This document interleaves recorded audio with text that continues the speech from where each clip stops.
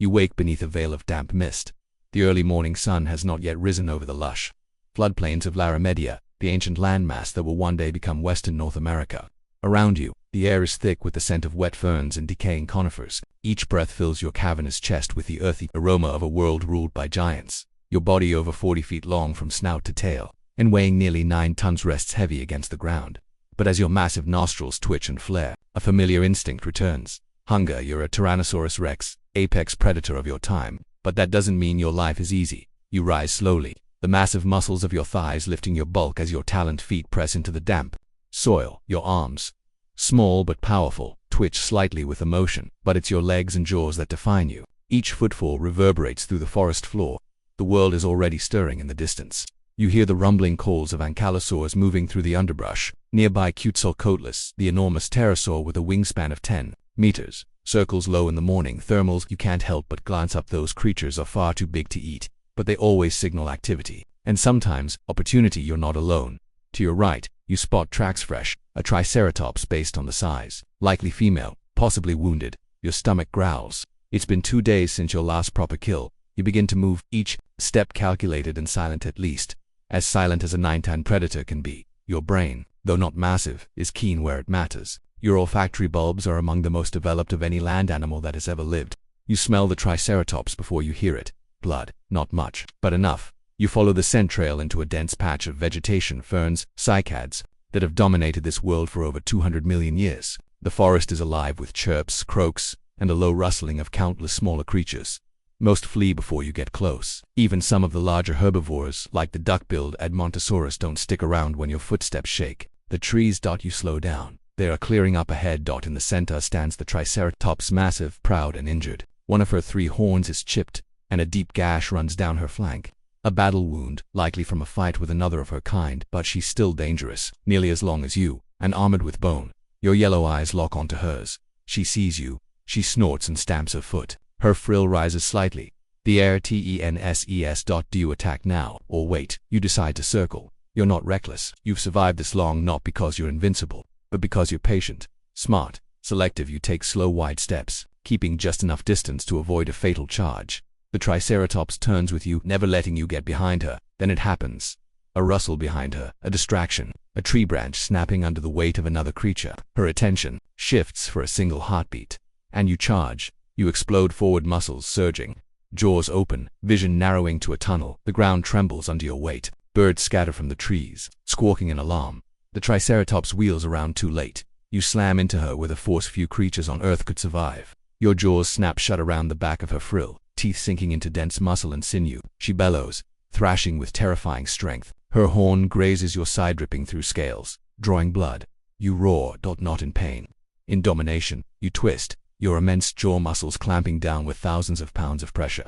Bones crack. Her legs buckle. She falls, still breathing, still struggling, but you don't let go. You wait seconds, maybe a minute. It feels longer. You know this moment. You've lived it before. Life and death always hang in tension here. Eventually, she grows still, and you release. The world is quiet again. Just the wind through cycads and the distant calls of other dinosaurs who've no idea what just transpired. You feed, tearing flesh with conical, serrated teeth. Powerful neck muscles help you yank free great slabs of meat. You go for the thighs, then the belly, rich in organs and nutrients. Blood coats your snout. Steam rises from the fresh kill into the humid air. You're not alone for long. A dak watches from the tree-line, large for a raptor, but still barely a nuisance to you. Carrion birds circle above. They all wait. Patient, as you were earlier. They'll have their turn, but not yet. Not until you are done. You eat until your belly feels like a stretched drum of leather. Then you back away slowly, casting one final glare toward the shadows. It's enough. The raptors move in cautiously, chirping and hissing among themselves. Above, scavenger birds swoop down, small ones first, pecking at scraps. They don't dare come close while you're still alert. You turn and lumber toward the stream again. Blood still streaks your teeth, but your hunger at the primal fire that drove you all morning's gone for now. You walk slowly. Each step leaves an impression in the soft earth. You pause at a fallen log. The sun beats down. A few drops buzz over puddles left by last night's rain. You feel their vibrations through the air, but ignore them, too small to matter at the stream's edge. You drink deeply. The cool water soothes your dry throat. Somewhere nearby, a trudens into the ferns. You lift your head. droplets spilling from your mouth. You're aware of him, but he's not worth the energy. Your strength is for bigger things, for prey that feeds you for days, not seconds. And besides, something else stirs in the wind. You lift your snout. Sniff. Yes, a scent you know well. Another Tyrannosaurus. Close. Too close. You freeze. The wind shifts again, bringing the scent stronger now, rich with musk, earth, and something else. Curiosity. You're not sure yet whether it's male or female, but the message is clear. This territory is not yours alone anymore. You stand tall, eyes scanning the jungle across the stream. A shape moves, huge, like yourself. The branches sway as it approaches, slow and deliberate. You let out a low rumble, a sound of warning, but not aggression. Not yet. The jungle part. It's a female, roughly your age. Scars along her neck. Her jaw is strong. She's massive, but not threatening. You both lock eyes.